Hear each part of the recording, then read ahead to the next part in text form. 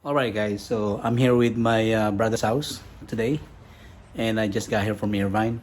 And the reason why I'm here because we're gonna install the trailer hitch or the tow hitch for my van, which is I asked him if he can help me to install this to my van, which is this one right here. Got all the bolts, the washers, and just came up from work, driving from Irvine to San Diego, and he's gonna help me to install this to my van, so we can pull our jet ski right there. Okay, so let's start it. Kailangan mo to? Oh, yeah. Mamaya na, pag-flight. Alright guys, so he knows about the engine and anyway,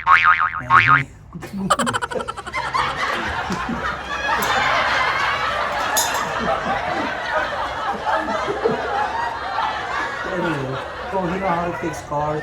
That's why I went here. He has all the tools and everything, so he's a big help. He saved me day to day. So that's why I'm rushing going here from Irvine. Alright, let's go.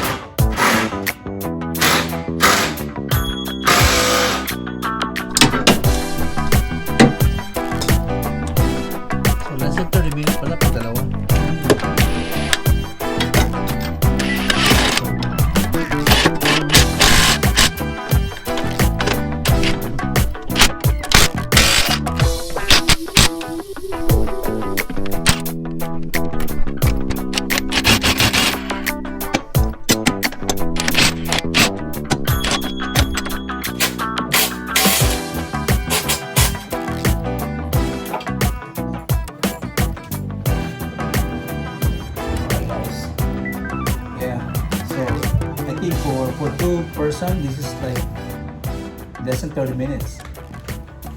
So plug and play, that's what he said. Okay na guys, huh? Wow, nicely done.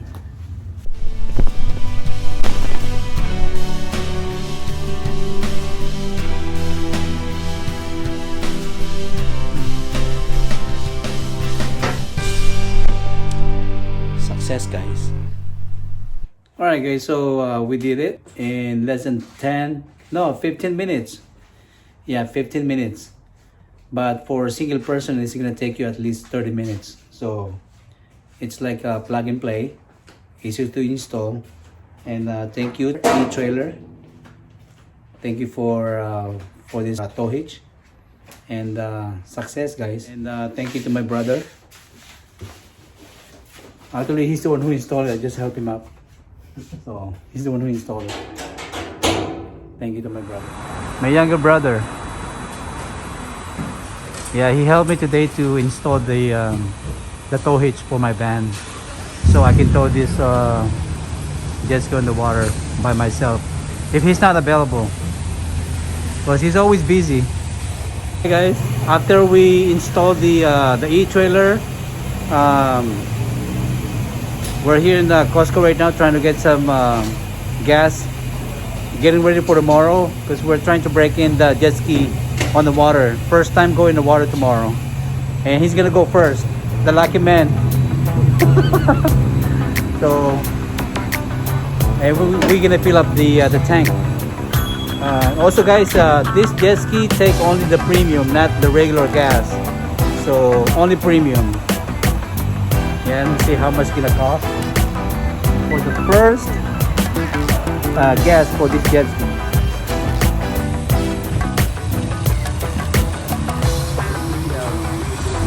How many gallons? 14. 14? Wow, it's going up.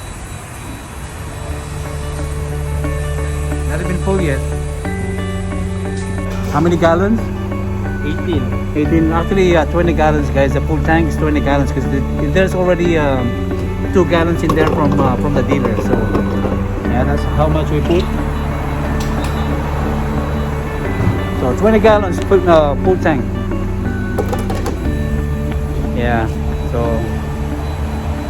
So guys, again, thank you, and we'll see you guys tomorrow at the water.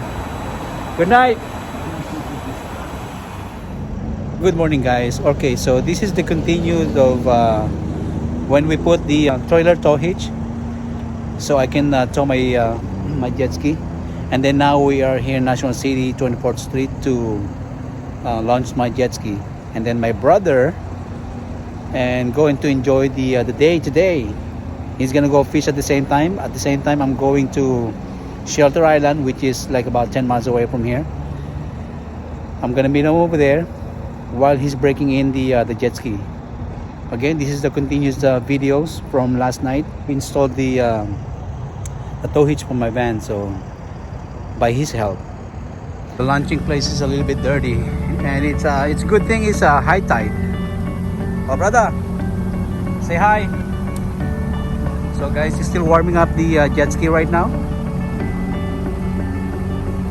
First time today.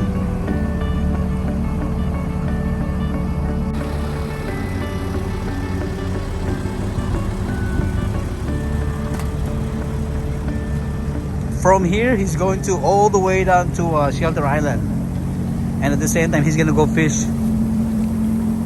He got a fishing pole right there, so I think he's ready to go. Let's go. Good na? Let's go. Okay. Alright guys, backing up. And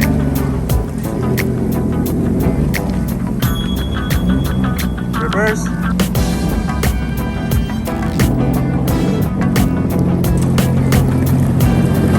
Alright. Right there, still warming up, guys.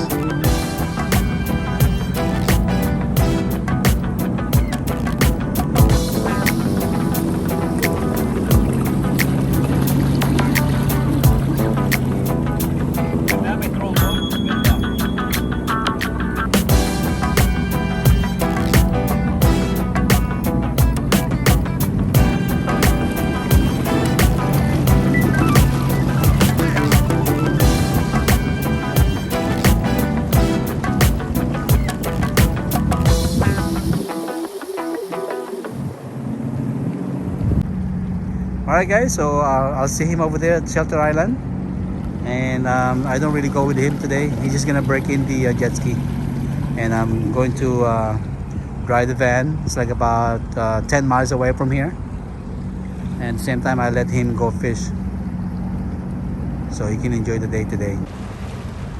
Alright guys, so I think he's ready to go.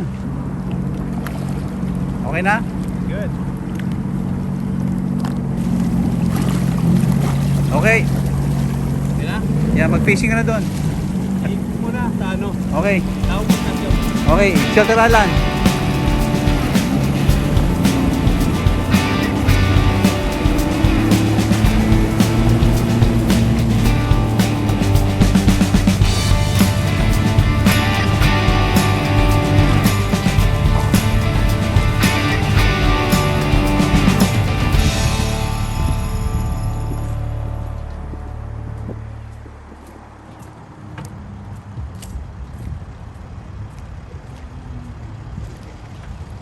Alright guys, we're here in Seaport Village. That's my brother. Wow. Okay. He's enjoying it. Right there. Coronado Island guys. Malamig. Huh? Malamig. Okay. Alright guys, I'm joining here now with my brother at Shelter Island. And of course I know he's hungry. We buy him food.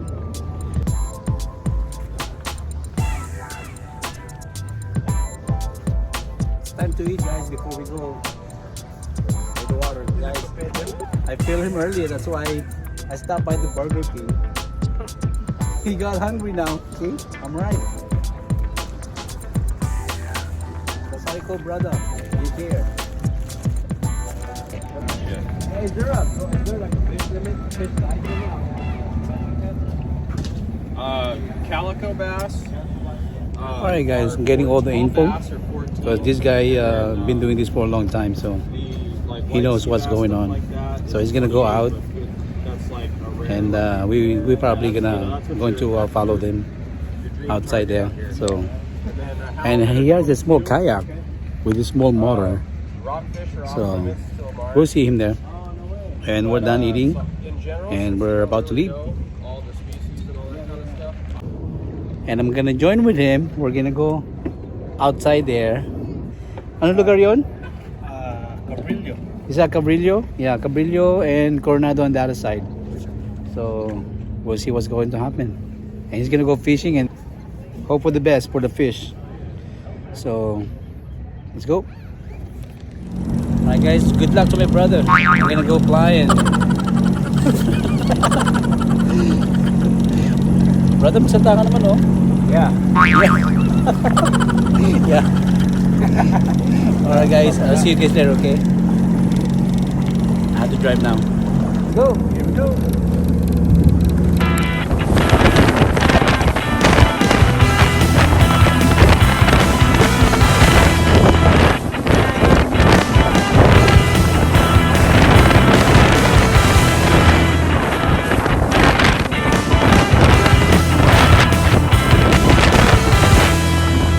So we tried to go outside, but I got scared.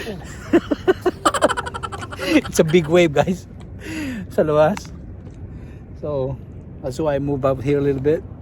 At least dito medyo, you know, a little bit calm. I don't have a fishing pole because you know why? I don't have a license yet, so I let him enjoy the fish while I'm doing the camera. Today is the first time we launched this jet ski in the water, and he do it first this morning. This is the place all the boat goes in from open water and then going to San Diego Coronado Island. And this is the Cabrillo. That's Cabrillo. And this is all naval base, guys. Naval base.